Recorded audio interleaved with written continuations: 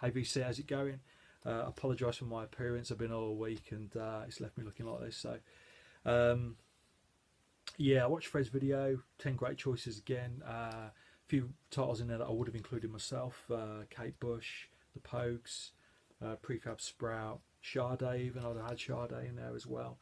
I really like that British soul stuff. So, yeah, so I'll quickly run through these. My favourite album of 1985 is definitely Don't Slow Me Down by Dexys Midnight Runners. I've mentioned before about how I feel that Kevin Rowland is a genius. Well, their previous album from '82 was 2IA, which had Come on Eileen, all that sort of stuff on, with the fiddles, the Emerald Express thing going on. 3 years later, they turn up again with this. Now, this album was praised by the critics, but nobody bought it. I don't think it had any singles on it actually. I might be wrong with that, but yeah, this is a stunning album. One of the best albums of the '80s for me. Interestingly, it was actually reissued, I think, in 2000 as a 15-year anniversary on CD. I've got this CD here. What I found interesting about this was, I say this was a re-release on CD for the first time. It was really a release, really celebrating this album. Just basically highlighting how it is a bit of a lost classic, really. But Kevin Rowland still felt the need to tinker. He changed the running order of the album, and he actually added a new song as the opening track. And I just found it was fascinating, that an album that had really grown in stature over that period of time, and as I say, was viewed as a bit of a lost classic. He still felt the need to tinker. But yeah, that's my best album of 1985.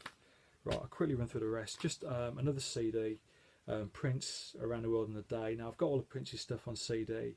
When I started buying it, I was buying CDs at the time, and I've only got just odds and sods really on vinyl, so I'm showing this on CD.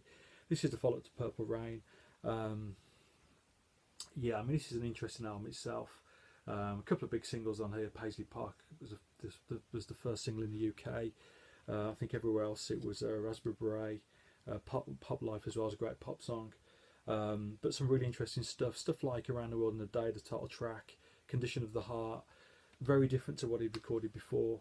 You can see why Warner Brothers weren't too keen on releasing this as a follow-up to Purple Rain. They wanted more of the same, but obviously Prince being Prince, he put out something really quite different. So yeah, a lovely album. And while on the subject of Prince, The Family, this is another Prince project, a bit more jazzy, a bit more funky. I think I'd really put this alongside Parade, which came out in '86. It's got that sort of funky feel to it, but with the sort of jazzy horns over the top.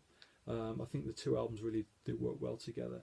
Yeah, so this is the album that had the original version of Nothing Compares to You, which obviously Sinead O'Connor had a massive hit with in, I think, 1990, wasn't it?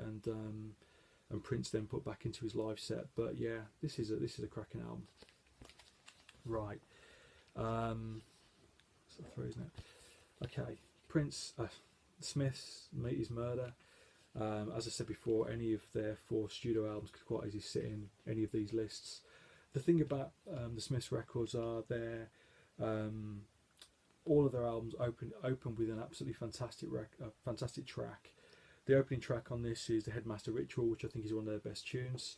I think this album as a whole actually could quite easily be, I think it's a toss up between this and The Queen Is Dead for their best record. But yeah, the Smiths, Meet His Murder. This is a reissue. This is out of the box set that came out a few years ago of all their studio stuff. So yeah, really nice. Okay, The Cult, Love. Yeah, I really like The Cult. This has got Nirvana, Rain. Obviously, She Soul Sanctuary is the big tune on it. Yeah, great album from start to finish. Not my favourite Cult album. That would go to Electric, which I think came out in '87, but still, yeah, this is right up there. Okay, they're featured in every other list, so why not 1985? Talking Heads, Little Creatures, isn't it? Yeah. Yeah, this was a big album, really on the back of the singles And She Was and Road to Nowhere, but yeah, I think everybody knows that one. Right, Fred showed this one, New Order, Low Life, one of their best records. I wouldn't say it's their best, but it's certainly up there. Big single on this, The Perfect Kiss, but yeah, this is the copy that Fred was talking about with the outer sleeve showing the New Order wording there. Yeah, so yeah, great album. Right, a few more. Steve Reich, The Desert Music. Yeah, this is a recording with, I think, the Brooklyn Philharmonic. Yeah, a lovely piece of work. I always associate this with Different Trains. I picked the two albums up at the same time several years ago, and I don't know whether it's just because of me listening to them a lot at the same time, but I do always associate the style of the piece. The two of them are very similar. That's the way I've always viewed it anyway. But yeah, a really nice album. The Desert Music, Steve Wright. Similar vein. It's another CD. I'm afraid I've never seen this on vinyl. I'm assuming it's out on vinyl. This is Philip Glass's score to the film Mishima, the Paul Schrader film. I haven't seen the film since the late 90s, which is when I bought this. I watched all of the Paul Schrader films up to that point. A little bit of a thing going on there, but yeah, it was yeah, that particular film, as good as it is, it was the score that really stood out. I've actually heard bits of this score cut up and used in other films as well. It's really quite familiar. I think if you did hear this album, you would you'd certainly recognise it. But yeah, this is one of my favourite soundtrack albums, basically. Yeah, so Mishima, Philip Glass. Finally, I was going to show the Style Council, our favourite shop. However, I can't find my copy of it. So I'm going to show this Steve Arrington, Dancing in the Key of Life. I really like this sort of boogie rare groove sound from the early to mid 80s. This is sort of the latter period for that. I know that Chris showed, I think, his previous album from '83 in his list.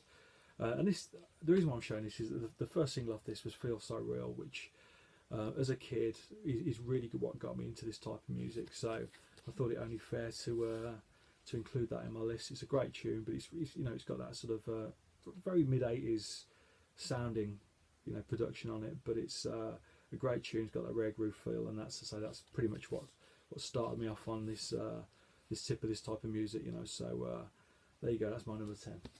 Cheers.